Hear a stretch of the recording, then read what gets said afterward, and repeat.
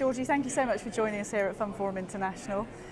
One thing the Australians are well known for is engaging with their customers, and particularly in your world, in the pensions world. How have you gone about doing that, and is this business finally seeing it needs to do more of that?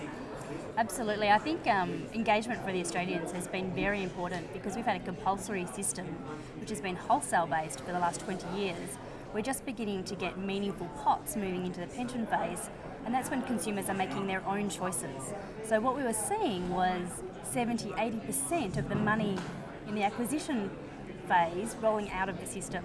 So we had to become very, very interested in that portion. So advice has become a really, really big deal in Australia. I know we're talking a lot about robo-advice at this conference. That's something that we're dealing with and grappling with every day.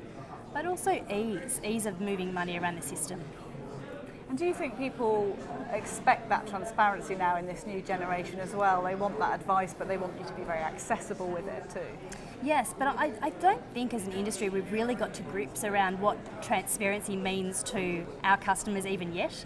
So some of the guys in my team took a survey of our members, and we were looking at the ESG, the sustainable option.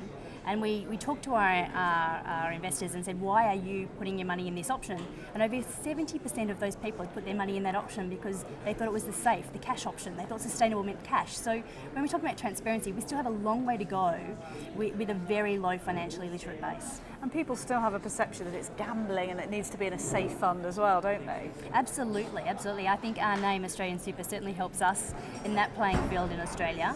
But I think the size of the funds in Australia and the way that we're focusing on fees and the transparency of fees is also encouraging trust in the system in Australia. What do you expect to happen in the next, say, year and then 5 years in this industry? Do you think it will evolve? Do you think it truly will engage with the customer in that way? It's slightly kicking and screaming at the moment, isn't it?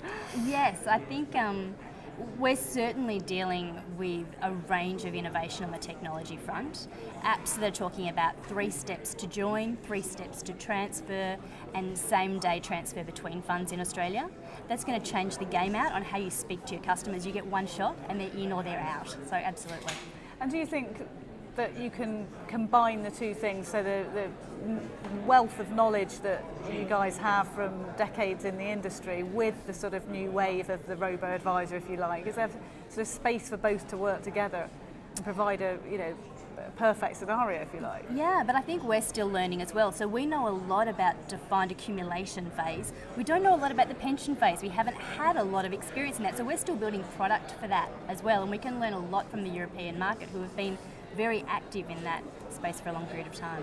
Now, you're going to talk later about wargaming and scenario planning, and is it possible to spot where the next big financial crisis is going to happen?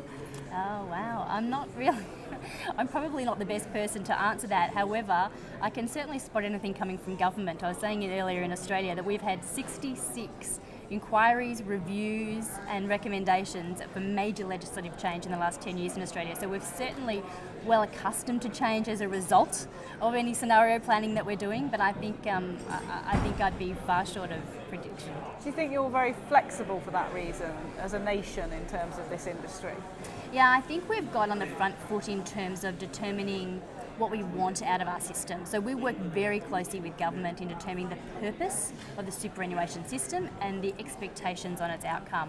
We worked hand in hand with them on every inquiry, and I think that that's really necessary to start to build the company so you're delivering the consumer outcomes that line up with both government and the regulators. And you've got to engage with the customer on that front too. Absolutely, absolutely. So we have thousands of people on our panels that we directly engage with, especially because it has been a wholesale distribution. So you really need to understand what the customer is going to do at the end. Georgie, thank you so much for joining us. No worries.